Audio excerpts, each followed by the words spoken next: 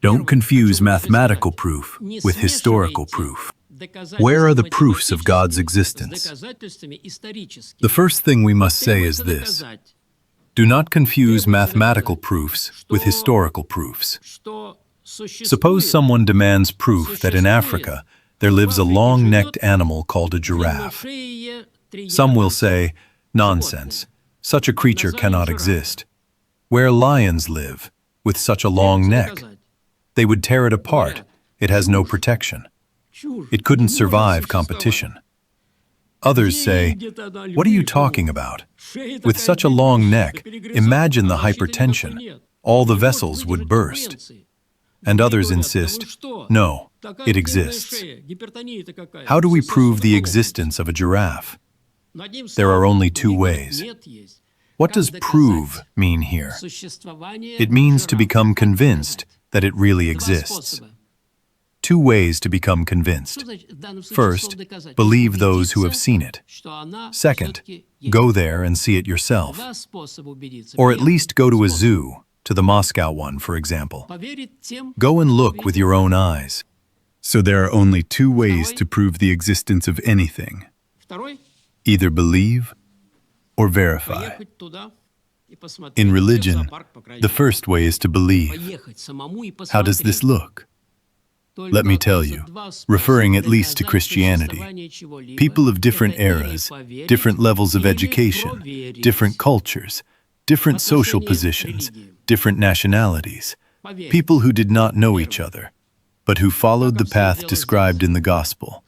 From different places and different centuries, we hear the same thing, that they encountered God. Not that they simply felt something, but that they encountered God. What does history say? Millions of martyrs. Not fanatics. You can find fanatics anywhere.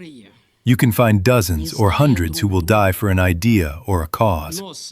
But millions of martyrs suffered for this, firmly declaring, yes, I truly experienced God, not just some vague feeling. Next, as I just said, in the Soviet Union, atheism was the only scientific worldview. All efforts were made to find at least one non-religious tribe in world history. None was found.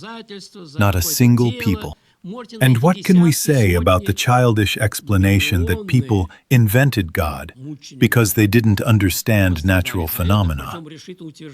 What can we say? The greatest scientists of all times, up to this very moment, many of the greatest scientists openly say, yes, I believe in God. Are we really more intelligent and more educated than they are? So the matter is clearly not in that. So, proofs of God's existence. First, an enormous number of witnesses. Second, please, if a person wants to verify, if he wants to check whether this is true or not, then he must do something. He must take action. And the path is remarkable, unlike anything else. What does Christianity call a person to? Not to yogic exercises, not to drugs, not to ecstasies. What does it call to?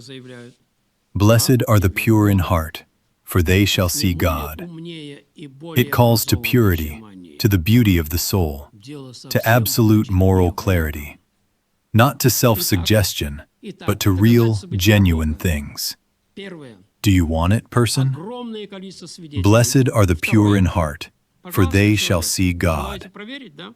And this is confirmed, I repeat, by the entire history of religion in the world, from the earliest sources available to historical science. This is how it is proven. Was Napoleon real or not? Do you know? How do we prove it? We begin. This author wrote it. That author wrote it. But I can show you a little book, Historical Doubts Concerning Napoleon Bonaparte, where everything is explained by astral influences and such things. It says Napoleon never existed. Wonderful. That is what proof means. That is what it means to prove the existence of something.